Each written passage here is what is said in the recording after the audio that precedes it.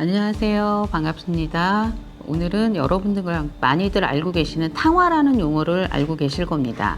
이런 탕화에 대한, 탕화살에 대해서 영리적으로 어떻게 해석해야 될지 아주 간단하게 알아보는 시간을 가져보도록 하겠습니다. 우리가 보통 탕화살 그러면은 뭐가 취해 있다라는 표현을 많이 합니다. 그러니까 취하다. 가장 많은 것이 우리가 약물이라는 표현을 하거든요. 근데 가장 대중적으로 이 탕화살이 있게 되면 뭐 술을 많이 마신다 이런 표현들을 많이 해요. 그러니까 뭔가에 대한 중독적인 요소를 얘기할 때 이 탕화살을 많이 표현들을 합니다. 근데 아셔야 될 게 그냥 탕화살만 있어서 되는 거는 아니고요. 그 사주에 가지고 있는 한난주습의 영향을 보시면서 이런 탕화살을 같이 살펴보셔야 됩니다.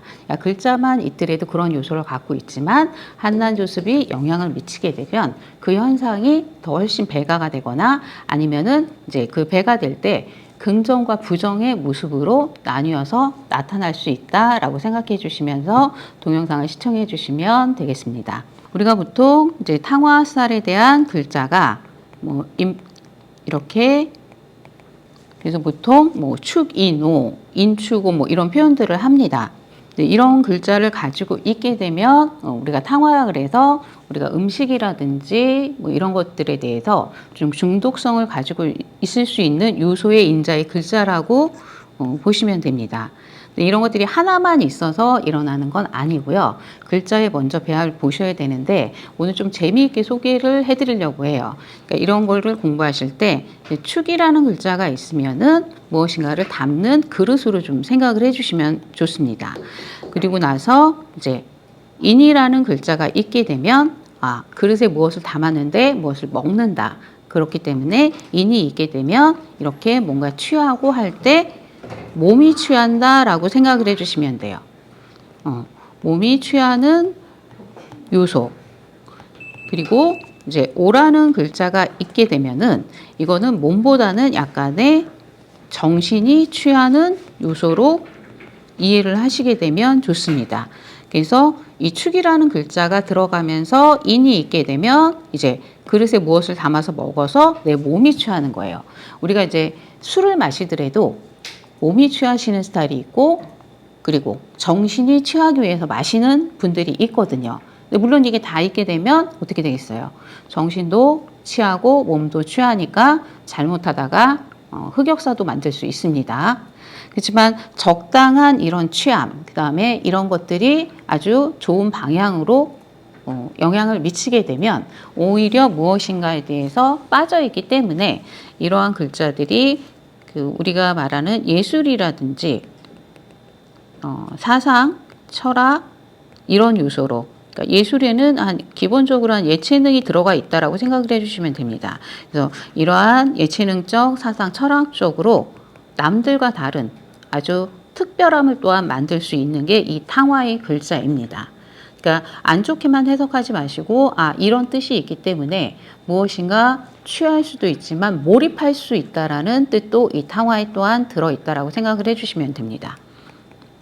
우리가 뭐 술을 마시더라도 분위기를 만들 수 있고 그렇죠? 그러한 장소를 분위기 있게 만들 수 있는 것도 이런 탕화의 글자에서 나오는 거예요. 그러니까 이제 부정적으로만 해석하지 마시고 긍정의 영향이 있을 수 있다라는 마인드. 그다음에 이런 중독성의 글자가 다른 글자와의 배합 이런 것들이 또 다른 해석을 낳을 수 있다라는 생각을 하시면서 이 간단하지만 재미있는 탕화의 글자를 이해하시면 좋습니다. 그래서 우리가 보통 축이라는 글자가 들어가고 이 축이라는 거는 우리가 묘라는 지엽이라 그러잖아요. 우리가 꽃잎 같은 것도 술 담는 거 아시죠?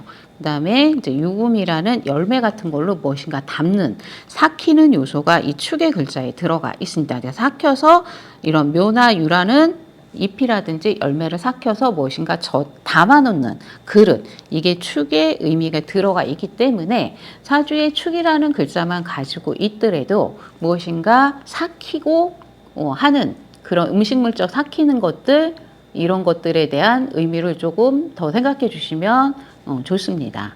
그래서 이 축만 있게 되면 탕화살이 발동을 할 수가 없고요. 주변에 오히려 이런 탕화살이 있는 분들을 보실 수 있게 되는 요소도 들어가 있습니다. 그런데 이렇게 한 글자만 있다가 우리가 초년이라 그러죠.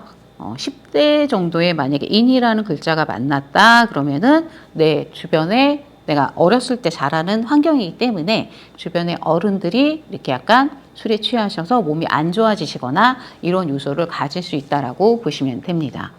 그래서 나중에 이제 축이라는 글자에 인이라는 글자, 오라는 글자의 요소의 배합이 조금은 다르다라고 생각을 해주시면서 이 탕화살을 이해해 주시면 좋습니다. 그리고 또 하나 이런 축이란 글자가 있는데 오라는 글자가 있게 되면 이 오라는 거는 약간 정신적 요소예요. 그래서 무엇인가를 취하더라도 정신적으로 취하려고 하는 그런 요소라고 생각을 해주셔서 이런 것들이 조금 발달이 되면 분위기 있는 요즘 와인바 같은 거 있죠. 레스토랑이라든지 이런 거를 운영할 수도 있는 요소로도 작용을 합니다. 그러니까 탕화의 글자가 긍정과 부정 이렇게 나누어서 생각을 하셔야지 무조건 저 글자가 있어서 술 먹고 중독됐어, 나빴어 라고 표현하지는 좀 않기를 부탁드리는 의미에서 이런 탕화살을 같이 한번 알아보는 시간을 가진 겁니다. 다시 한번 정리하면 탕화라는 요소를 가진 글자는 축과 인과 오이다. 근데 각각의 하나의 글자의 요소에서 이걸 찾는 게 아니라 기본적으로 축이라는 글자를 바탕으로 인이 있거나 그러니까 축인이나 축오가 있어야지 이런 요소가 발달이 더 심하게 되는데 축인의 글자는 무엇인가 중독이 되거나 취할 때 몸이 취하는 요소로 생각을 해주시면 되고요. 축이나 오라는 글자가 있게 되면 분위기, 정신이 취하려고 하는 요소를 말합니다. 세 개가 다 있으면 이런 탕화의 요소가 훨씬 더 배가 된다라고 생각을 해주시면 돼요. 그리고 이런 글자들이 예체능이라든지 사상 철학적으로도 오히려 몰입감 있는 사주로도 비춰질 수 있다라고 생각을 해주십시오. 그래서 축에 인이 있게 되면 우리가 몸에 취한다 그러잖아요. 근데 꼭 술을 먹어서 취하는 것뿐만 아니라 요새는 몸에 취하는 것들이 어떤 요소로도 나타나냐면 이렇게 운동 중독 같은 것들이 있죠. 그러니까 요즘은 이렇게 자기 몸 만들기, 뭐 식스팩 만들기 이런 것들 하잖아요. 그래서 자신의 몸에 대해서도 취할 수 있다. 이렇게 조금 응용적으로 생각을 해주시면 훨씬 명리를 이해하시는데 많은 도움이 되실 수 있을 것 같습니다. 오늘 한 탕화살 이런 것들이 기본적으로 한난조습과 배합이 돼야 됩니다. 그러니까 탕화는 이런 것들이 부정적으로 나타나려면 사주가 좀 좋아하면서 저런 글자를 갖게 되면은 좀 부정적 요소로 해석을 해주시면 되는데 그런 요소가 있다 하더라도 상대방에 대해서 그런 걸 비방하거나 이런 요소로 사용하지 마시고요. 그런 성향이 있을 수 있으니까 자제시켜 주시고 한 번 더 이렇게 못하도록 하는 그런 역할을 해주시는 게 우리가 명리를 하시는 분들의 입장에서 해야 될 일이라고 생각해 주시면 됩니다. 오늘 간단한 내용의 탕화 알아봤는데요. 주변에 잘 활용하시고 그러니까 우스갯소리 오늘 만약에 축날이었다 그러면 내가 이래서 좀 술을 마셨구나 이런 정도의 활용 그 다음에 그런 분들이 과다하게 있었을 때의 주변에서의 도움을 주시는 분으로 살아가시고 또한 이런 것들이 조화나 이런 것들이 잘 맞았을 때는 무엇인가 예체능 사상 철학에 대해서 일가견이 있는 몰입도가 높은 분이라는 것도 한번 생각해 보시면서 이 글자를 다시 한번 새겨 들으시면서 공부하시기를 부탁드리겠습니다. 다음 시간에는 또 다른 내용으로 아주 간단하게 알아볼 수 있는 걸로 또 동영상 같이 한번 찍어 보도록 하겠습니다. 감사합니다.